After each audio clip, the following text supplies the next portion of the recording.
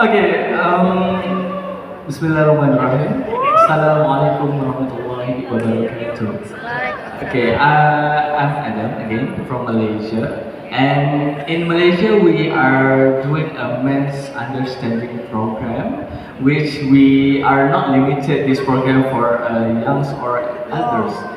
Because when you have this conversation, or you have maybe most of us have experience to have a relationship, and the girls always says like it's always men.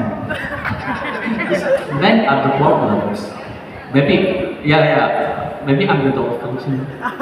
Yeah, because where I see that this is like a universal problem, and regardless what your identity, what your tribes or your religion, it's just almost the same as everyone, right? Especially the men.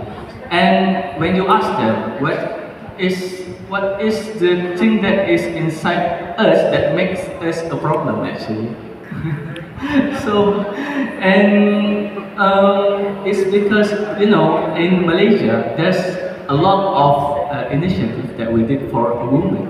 We have a woman empowerment, and we also have even a couch in the public transport, especially for women. What about men? I think men have some couch. I think that's a very special to have. But we don't.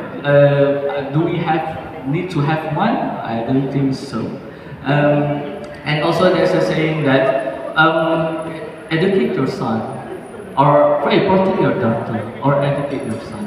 That this problem between intergenerational issue, or between our genders, is very that there is no place for men to provide to share their story.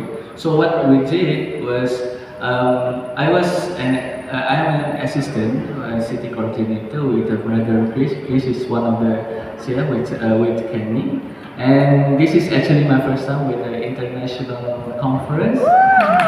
Yeah, so this is everybody's in this event is all new for me, and this is a very great experience.